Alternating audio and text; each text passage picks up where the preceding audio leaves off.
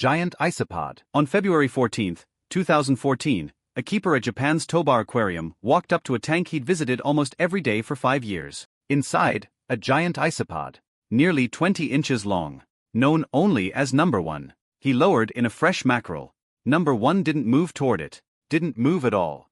It was already dead. Here's the part that doesn't add up. 5 years earlier, January 2009, number 1 ate 1 horse mackerel, a normal meal. Then it just stopped. Not for a few days. Not for a month. 1,868 days. More than 5 years. Zero food. Its keeper tried everything. Different fish. Closer placement. More frequent offers. Sometimes number 1 would nudge the food. Even rub its face against it. Then walk away.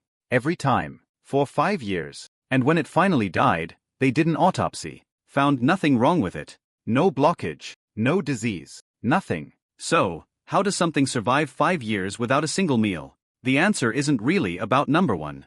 It's about where it came from. Hundreds of meters down, on the ocean floor, food doesn't arrive on a schedule. A dead whale can feed a colony for months. Then, nothing. 4 years. Down there, the animals that last aren't the ones that eat the most. They're the ones that can wait the longest. Number 1 might just be the most extreme example anyone's ever documented. Japanese spider crab. How does an animal end up with a leg span longer than a compact car while its body stays smaller than a dinner plate? That's essentially the Japanese spider crab, which holds the record for the greatest leg span of any known arthropod, up to roughly 12 feet tip to tip, while its actual body is only around 16 inches wide. Compare that to a wolf spider crossing your garage floor, whose entire frame, legs included, could fit in your palm. The spider crab lives far off the coast of Japan, several hundred meters down, in cold water where scavenging along the seafloor for dead fish and shellfish is a slower, steadier way of life than active hunting. One of its stranger habits, it will actively attach sponges, algae, and other small organisms onto hooked bristles on its shell, effectively growing its own camouflage garden as it moves. It isn't built for speed and doesn't need to be. At that depth in that cold, nothing about its lifestyle rewards rushing. The wolf spider, by contrast, survives on quick reflexes and ambush. Same 8-legged basic layout, same general strategy of waiting and pouncing on opportunity, just executed at wildly different scales, speeds, and temperatures. Supergiant amphipod. There's a good chance you've stepped over a lawn shrimp without noticing.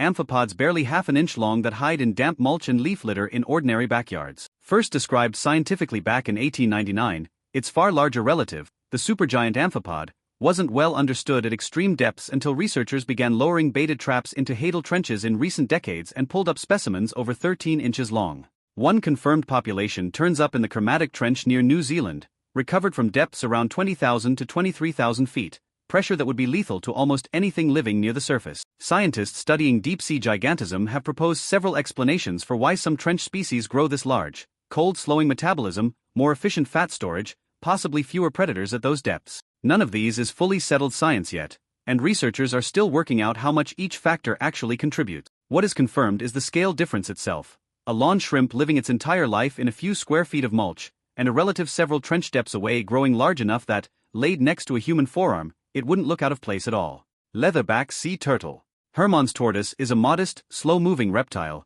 usually well under a foot long and a few pounds at most. Its distant cousin, the leatherback sea turtle, is a genuinely different kind of animal, the largest turtle species alive, reaching roughly 6.5 to 8 feet long, with the heaviest confirmed individual, found in Wales in 1988, weighing close to 2,000 pounds. Unlike every other sea turtle, the leatherback has no hard bony shell at all. Instead, its carapace is a flexible mosaic of small bone plates under thick, oily skin, which is exactly what gives the species its name. That flexibility, paired with a unique circulatory system, lets it dive to depths approaching 4,000 feet and maintain a body temperature noticeably warmer than the surrounding water, an ability almost no other reptile has. Leatherbacks have occasionally been tracked in cold far northern waters, including off Alaska, following jellyfish blooms into places that would leave most reptiles unable to function. They remain reptiles through and through, cold-blooded by classification, but with physiological tricks that blur the line most people assume separates turtles from anything resembling a warm-water traveler. Colossal squid. For 100 years after it was first identified in 1925,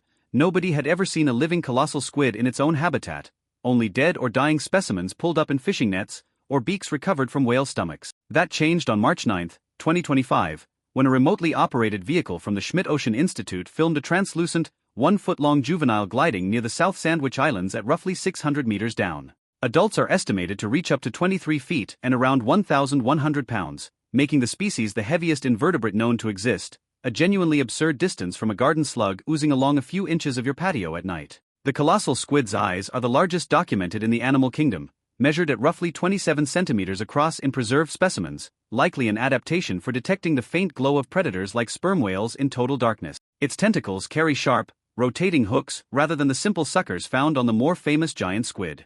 Even with the 2025 footage, adults have still never been filmed alive at depth. Everything known about the fully grown colossal squid still comes from carcasses and stomach contents, which tells you how much of the deep sea remains genuinely unmapped. Giant sea spider. What happens when a body gets so thin there's nowhere left to put the organs? That's roughly the situation for the giant sea spider, found in the frigid waters around Antarctica with leg spans exceeding 2 feet, according to researchers at the American Museum of Natural History. Sea spiders aren't true arachnids at all, and much of their digestive and reproductive tissue is pushed out into their long, spindly legs simply because the central body has no room to spare. They also lack lungs or gills in any conventional sense. Oxygen appears to move directly through the walls of those thin limbs, though the full mechanism is still being studied. One long-standing hypothesis suggested that extreme cold slows metabolism enough to let oxygen diffuse across a much larger body than would work in warmer water, which is why Antarctic species tend to run so large. But a peer-reviewed study testing that idea specifically found it didn't fully explain the gigantism seen in these animals, and researchers now think other ecological or evolutionary pressures are likely involved too. Compare that to a house spider on your ceiling, with organs neatly contained and normal functioning lungs, a completely different, and far less improvised, way of being built. Blue whale.